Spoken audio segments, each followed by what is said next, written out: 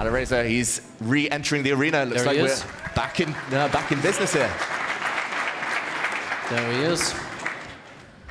All right. Okay, time to go. Hikaru, I think he needs to score heavily with white, like the way he's been struggling with black so far.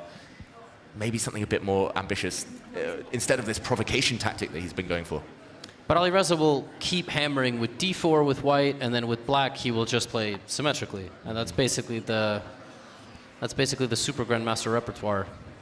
A couple of ideas and a couple of different openings, and just positions that you can play again and again. What? Yeah, and for Hikaru, it's just about when maybe he switches to the King's Indian defense, for example, something that Alireza could not rest on his laurels about.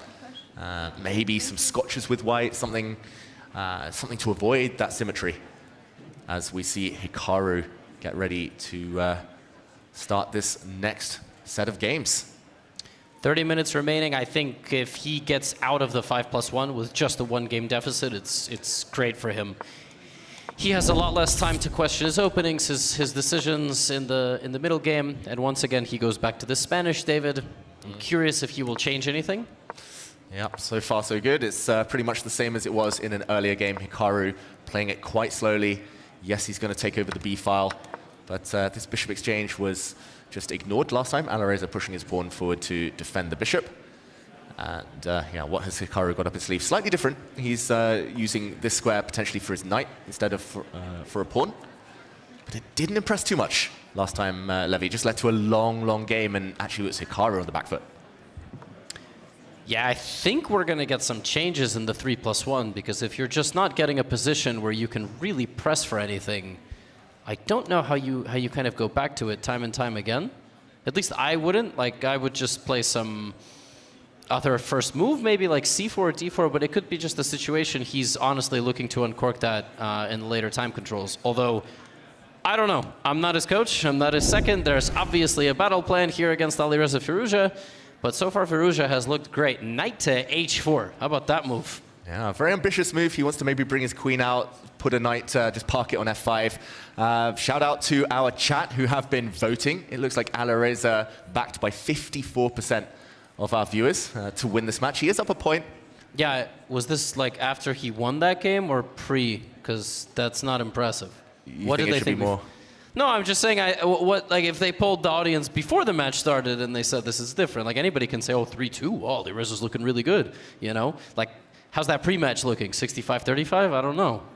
Yeah, I'm being told it's live numbers, so okay. I'm surprised as well. I think maybe people just believing in Hikaru's endurance, his experience in this format. But here we go, tension in the center now, d5. I don't think this match is more than 55-45 either way. So yeah, d5 is a very nice move, and Hikaru will have to come up with a simple and straightforward calculation that gives him an easy-to-play position. Like, that's really what he has to do. He can't tank here and try to solve things. Does he take on d5? d4 is coming. What does he do? Yeah, d4 is a really annoying threat, trapping the white bishop. No real way to kind of get that bishop out of trouble other than to trade off, which just simplifies things. The question is whether to take or not. Like, it's always such a difficult decision in the Spanish, in the Italian. I mean, my inclination would be to take and then try to just keep the tension, but I don't know, at some point black just gets space. Black has no weaknesses. I don't think Alireza is too concerned at all. It feels like another opening where Hikaru is just not creating anything, and taking will just lead to further simplifications.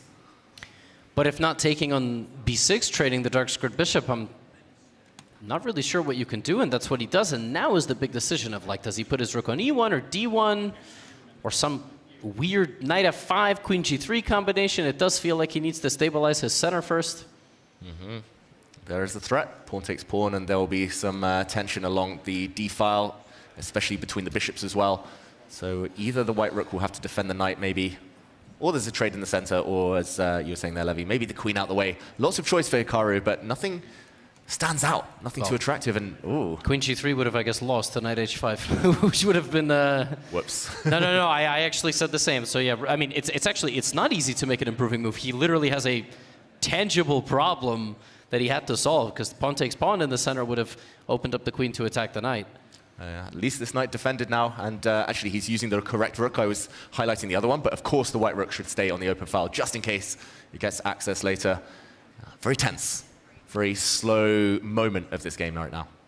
And black can, at like any point, start with the B pawn as well, right? B4, not right now. You don't have to. Knight E7, and maybe he's going to go for C5. Great move. Just backing up the center. Quite a typical maneuver. He's also clearing the 6th rank. I don't know if that's going to be relevant, but at some point the black rook might even be able to slide somewhere. But as you say, C5 is the immediate short-term intention. Connect 4, all the pawns in the center. Yeah, it's connect 8 on move 1. That's C5 looks dreadful for white. I don't know how you deal with that. And we blow kisses back to the audience. Yeah, C5 is really tough, and it's stopped with that move, but now D4. D4 is very, very tempting. Black will create an outside or a queenside pawn majority there. Or does he commit? I don't know. The way Alireza has been playing, it feels like controlled aggression. So I'm not sure whether D4 yet he'll go for. G5? Oh, oh, there we Wow, go. there it is. Great call, Levy. There it is. Every time it's possible. And actually now, it looks pretty good. Yeah, especially because white's just not organized at all for any kingside attack. Black's knights are perfectly placed. Black controls the center. You can get away with moves like G5, and it's always got to be in Hikaru's mind. G4 in the air, knight F4 in the air. Oh, it's turning in black's favor again. In these types of symmetrical king's pawn games, capitalizing on these same side attacks and when to launch your pawns, when to plant your knight on F4 or F5, really can take a player from like 2,000 to like 2,400 just purely on this if you're an E4, E5 player.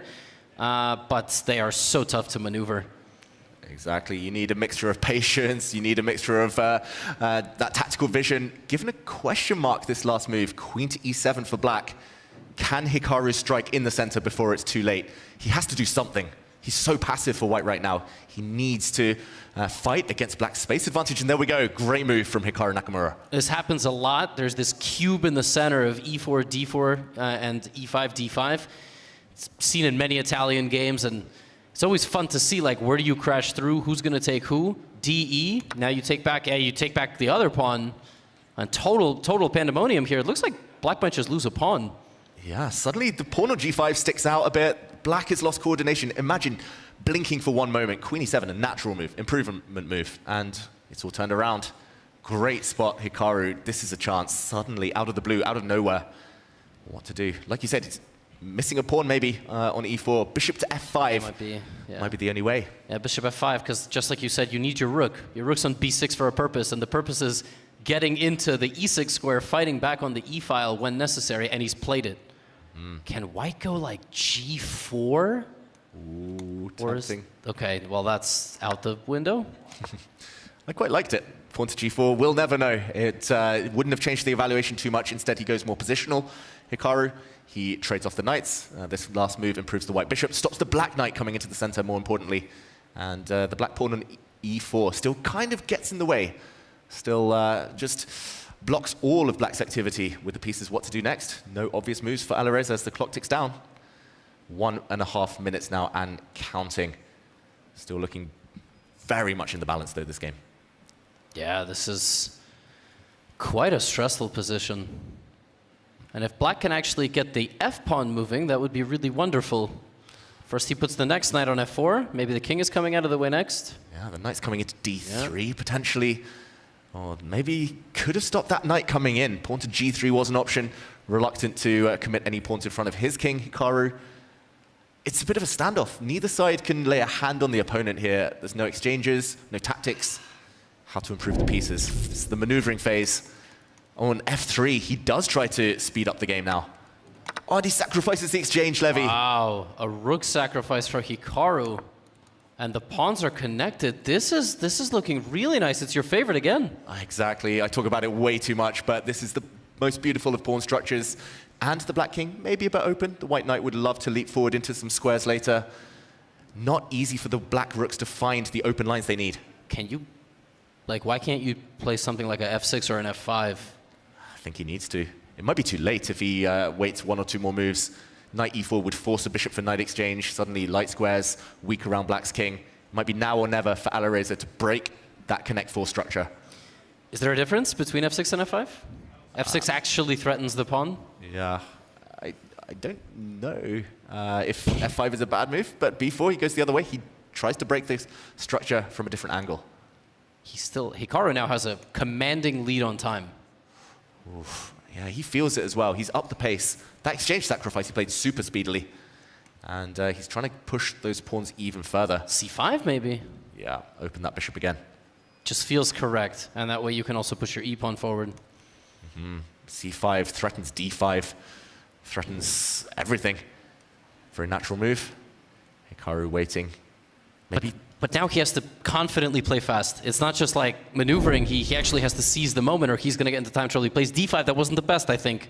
No, not the best according to the computer, but C5's still in the air. He's still trying to connect those pawns and promote one of them long term. I like this, though. This is a queen in the center that's going to stare down at the black king. This is miserable, David. Right, rook a5 is so smart to go queen c5.